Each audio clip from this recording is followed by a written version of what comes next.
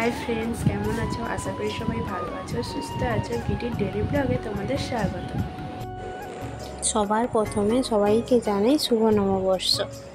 সকালে যে ঘরটা ঝাঁটিয়ে মুছে তারপর বসে পড়েছি চা খেতে।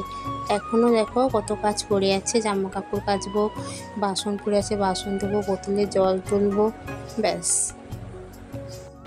বসতে বসে এক্ষুনি পড়ানো শেষ করলাম, প্রায় 9টা মতন বাজে এখন।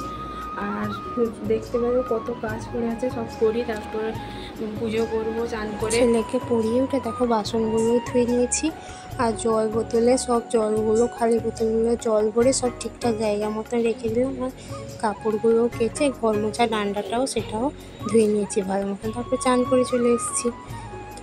চান থেকে আসি, যখন পুজো দিতে আসবো দেখি ধূপ নেই, সন্ধ্যা দেওয়ার তেল নেই, নকুলদানা নেই, এগুলো দোকান থেকে নিয়ে আসি, তারপর পুজো করে তোমাদের কাছে দেখাচ্ছি।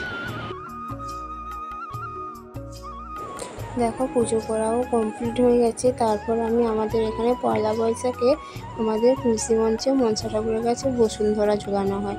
দেখো এই যে পুরো তুলসী মঞ্চের উপর আর মনসা ঠাকুরের ওপর গাছের উপর জলগুলো ফোঁটা ফোঁটা করে পড়বে। কার কার বাড়িতে এরকম করা হয় প্লিজ কমেন্টে জানিও।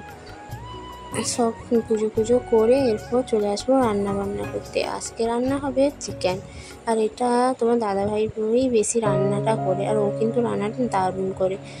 তারপর দেখো সন্ধ্যাবেলা চলে এসেছি, তারপর নিয়ে এসেছি রোল আর নিয়ে এসেছি মোমো, খেয়ে নিলাম সবাই। আর দেখো তোমাদের বলা হয়নি যে মা একটা জামা নিয়ে এসলো বাবুর জন্য, সেটা ছোট হয়ে গেছিলো, এই পাল্টে এই জামাটা নিয়ে এসাবো। আর আগের ব্লগে দেখেছো আমার হাতের শাঁখাটা বেড়ে গেছিলো, তাই এক জোড়া শাঁখা নিয়ে এলো তোমাদের দাদাভাই।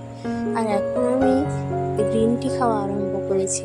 কারা কারা গ্রিন টি খাও প্লিজ কমেন্টে জানিও। আর এই স্বাদটা কিন্তু প্রচুর বিচ্ছিরি, খুব কষ্টে খাচ্ছি, এনে ফেলেছি যখন খেতে হবে।